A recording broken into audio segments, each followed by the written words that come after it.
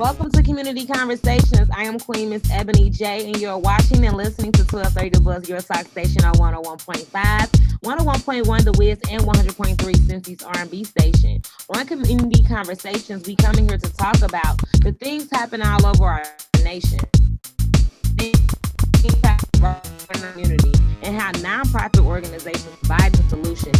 So today, in here with me, I have Mr. Andrew Booker, who is the king behind the brand Legacy Residential Homes. How you doing today? I'm amazing. How you doing? I'm good. I want you to tell us about Legacy Residential Homes. Absolutely. Legacy Residential Homes is a home that serves at youth risk males ages 12 to 21. We started 2018. Took us about a year to go through the whole licensing process and actually get going. Took us a little longer to actually accomplish getting a license due to COVID and other unforeseen things that went on. But once we got our license, our first kid that we serviced actually came through our doors January 4th of 2020. So 2021. So we really been hands on with the kids since 2021. We have a full home now, and we provide a lot of therapeutic services to them due to PTSD they had, or any kind of trauma, or any kind of behavior issues that they have as well. And this was just a way that me and my wife, we wanted to give back to the community and make sure, this is why we named it Legacy, because we want to start our legacy and leave our mark. That's what I was about to ask you. Like, out of all the businesses you and your queen could have started, what made you all go this way? Right, exactly. So, we really wanted to, so the group home really provides a twofold for us. We definitely want to service the youth, and we want to put our mold, our hands on them. We don't want everybody just to think, your only options is college or other curricular activities outside of college. It's not just basketball, it's not just football, it's not selling drugs, anything like that. So this was one of the ways that we could really impact the youth and show them a different aspect of life. Um, and the second fold to it is actually providing our community and the people who don't have $100,000 in liquid cash to actually get a business started. So we actually have a program called Workers to Ownership. And this is where we actually have our staff come in, and the qualified staff, if they want to own one under us, like a franchise model, then they have that opportunity to do that going through our program and our training. That way they know all the policies and procedures and things like that. And they need to have a heart for, wanting to see these kids grow and actually working with them. So What age do you all start off from? right now we're servicing youth males from 12 to 21, but we're looking to grow continuously. We will get females, but I didn't want to start the first house with females right away. So we will get all ages here in the near future, all ages and both male and female. What makes you eligible or qualifies you to be able to receive services or be able to join the house? So you have to be a youth team. Will have to be I not. They need to have the state, the county. Their county needs to have custody of them. So we're licensed in Ohio. So any county in Ohio, I believe it's 88 counties in Ohio. Yeah. Um, some of our kids, are neglected and they're just giving up, and nobody adopts them, especially the ages from 12 to 21. And then they become property of the state or that county. And that's what makes you eligible to come into our home. Is once that county has custody of you, then we work with the counties, and then the counties they seek homes. They seek, so it's levels to it, right? So you have foster, you have group home, you have residential, and then the last option hopefully never happens for them, but it's jail. So they want to start at the lowest, which is foster care. And then if there's not enough room in foster care, or they're child isn't performing well in foster care, then they go to group home as an option, and that's where we provide our services right there at that level. So you are the group home option. I am. I am. Okay. Yes. And want to go back just a little bit because if a cat I don't know, kids skip school, right? And so when they skip Mhm. school, sometimes they decide not to go home or they're gone through treason, and then we end up with homeless kids. Is this if you were to meet a kid or know of a kid that's homeless and they need somewhere to stay, your group home isn't for that. Your group, they would have to go through a process to become or for the state to get custody, or how does that work? Correct. So if you know a child that's homeless, um, it's a process through the state to get them to have them become a part of the state. So the state actually takes custody of that child. No child should be homeless. And if they are homeless, then you can reach out to us still, and we will help you through that process to get that child under the care of the state so they can have the proper care that they deserve. But just them being homeless and not actually being uh, through the county or having the county having custody of that child, we can't accept them. But once they are under that county, whether it's Hamilton, Montgomery, Warren, Claremont, so on, then we're actually Right. able to provide services for them. So I guess I'm asking because I hear all kind of things about like ward of the state or the state having custody. What are the Mhm. benefits of the state having custody? Is that a good thing? Absolutely, absolutely, because they could provide housing for them, like myself. You know, Right. they make sure they get their Medicaid. Um, I don't understand why a child would be homeless, except for not having the answers to getting under the state. And then even at the level, so we take them to 21. 12 to 21 sounds strange, but sometimes the kids don't graduate at 18 right away. So they're able to stay in their home until they graduate to their 21. And then a benefit still is that with them being so young still, the state will actually provide independent living for them. So Oh, that's a whole other branch. So once they age out of a group home or foster care, being under the state or the state having custody of you, then they could provide housing and stuff for you with independent living until you're oh, actually ready. Because the state really do understand kids are not really ready. My dad, back in the day was like, hey, 18, you out of here, young man. But the state understand that, it take a little bit more, take a little bit more. And then they have other programs too for them to get in school and all that good stuff too. I love it. So talk to me about some of the things that you in the residential homes. Say that one, you broke up on me. I'm sorry. What are some of the things that you all do in the residential homes?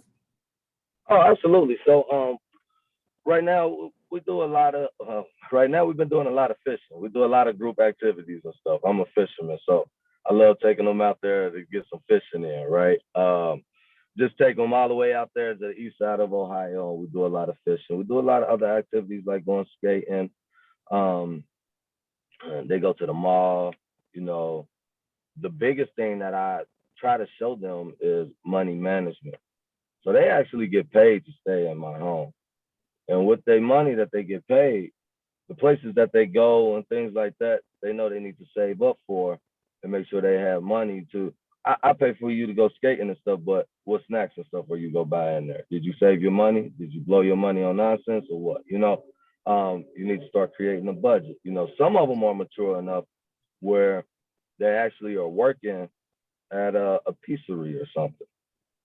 So if they didn't have a phone, I help them save up to get a phone. Metro PCS. I mean, there's nothing to go get a phone, but you have to be responsible for your own phone bill and stuff. Right. So we have a money management program for them as well.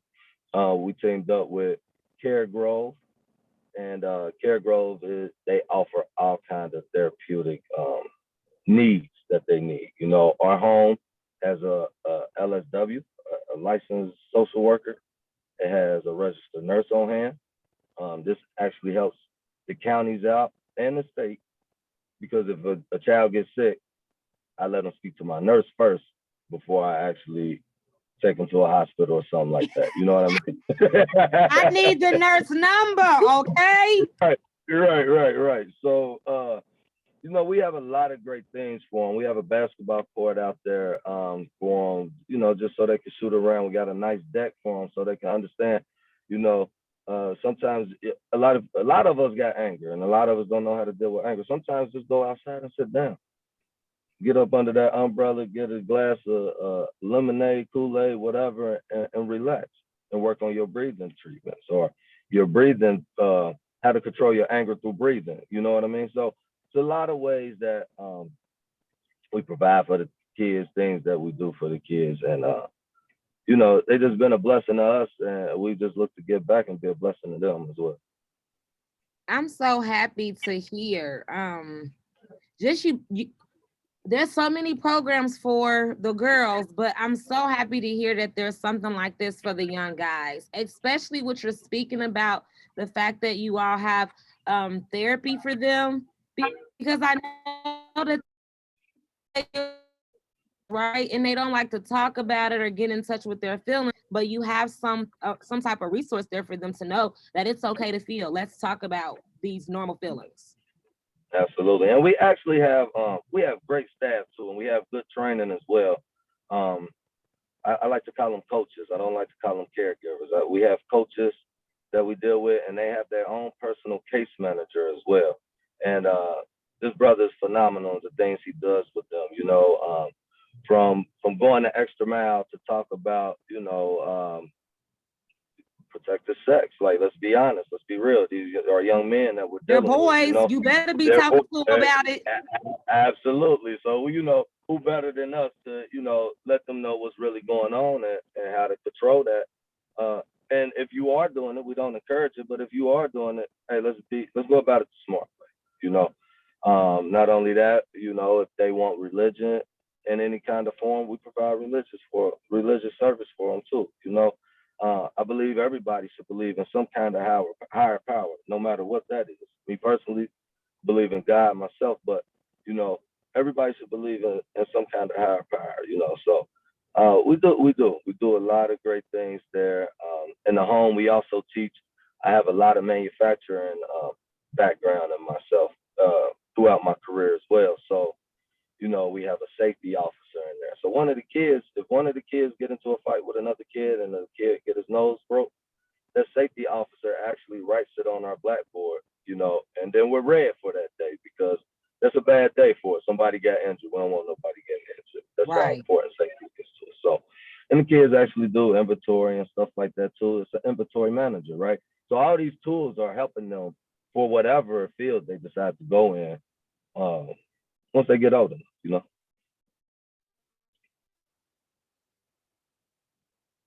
How many boys are in the house right now?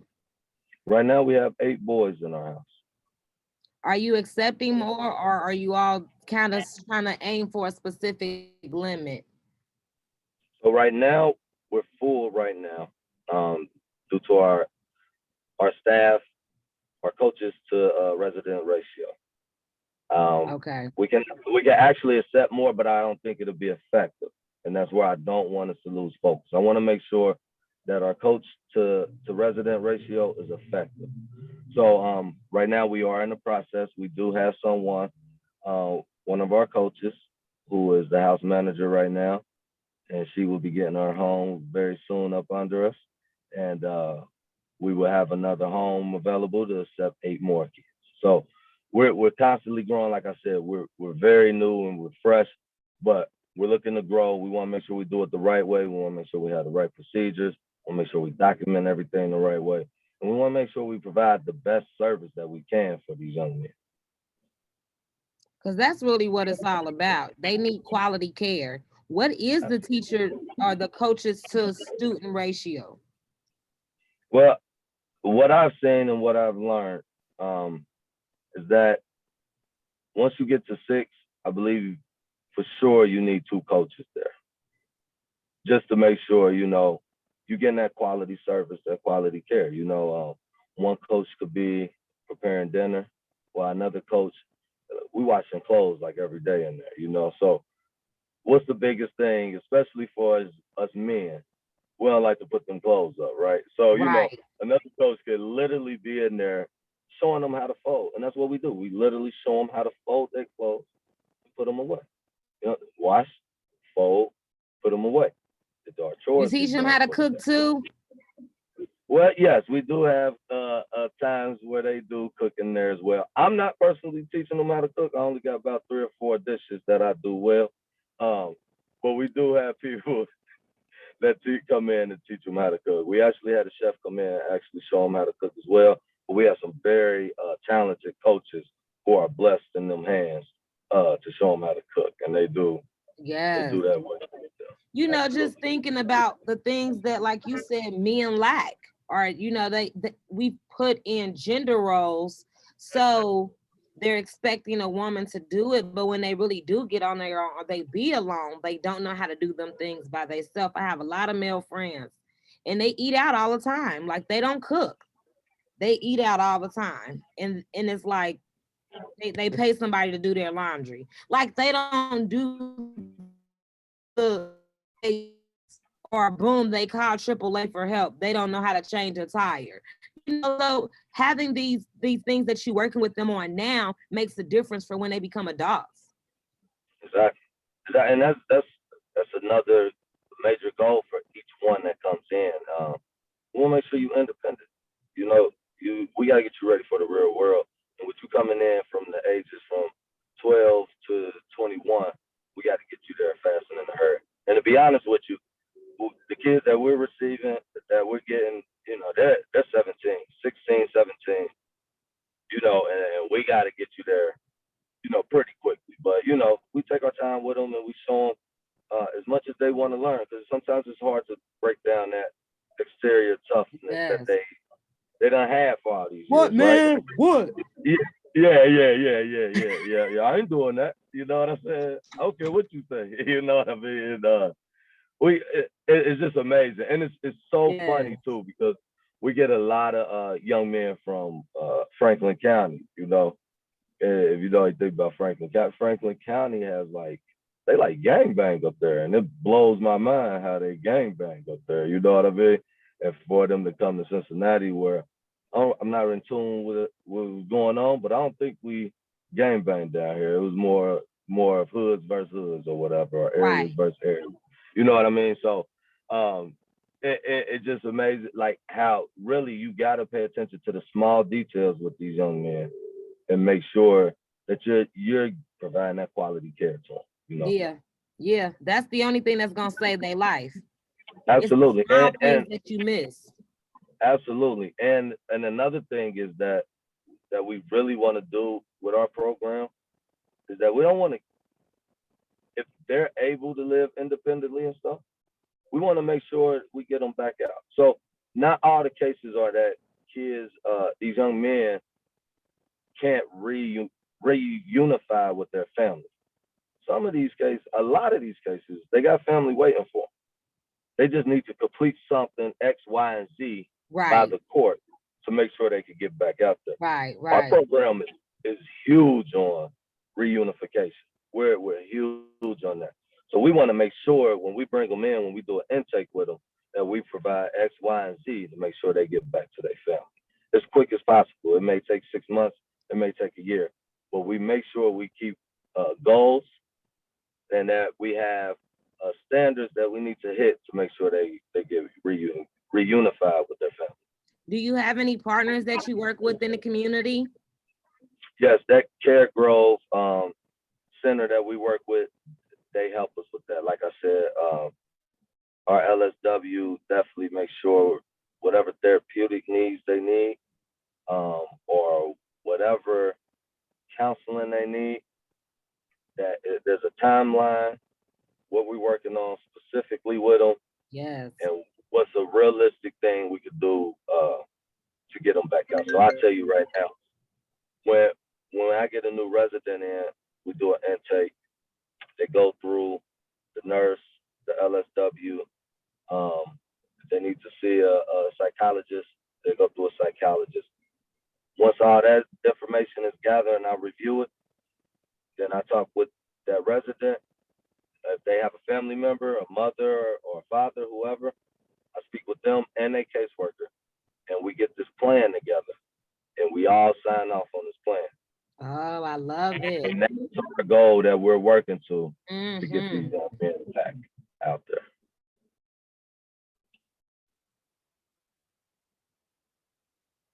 I like it because they're included in it. They're a part of it. So it ain't like I'm telling you to do something you didn't sign up for. Come on. Absolutely, Yes. absolutely, absolutely. So where can we go to learn more if we want to sign up or possibly even apply because you have the worker to ownership program? Hmm. Absolutely. You go to our website. It's legacyresidential.org. That's legacyresidential.org. You can find us on Facebook as well under Legacy Residential Homes. And yeah, that's basically our website is where we generate mostly everything, and we are a nonprofit program. So if you have the heart and you see the cause and you want to give to the cause, there's a way you could donate on our website. Um, if you got clothes or anything like that, toys or anything like that that you want to donate, then we're just like Goodwill, and we can write you a receipt of donation and stuff. So, you know, um, the website definitely legacyresidential.org is where you can definitely find out more and give or apply if that interests you. Thank you so much for coming in, Mr. Andrew. I appreciate you, Miss Abney. Tell your wife I said hi and I love it what you all are doing. If you need help with anything or have something else coming up, please feel free to reach back out to me, okay? I will do. I appreciate you. Thank you for having me on today.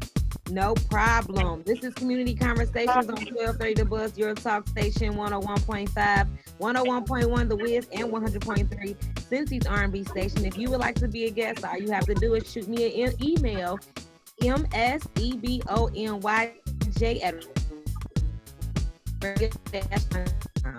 See you next week.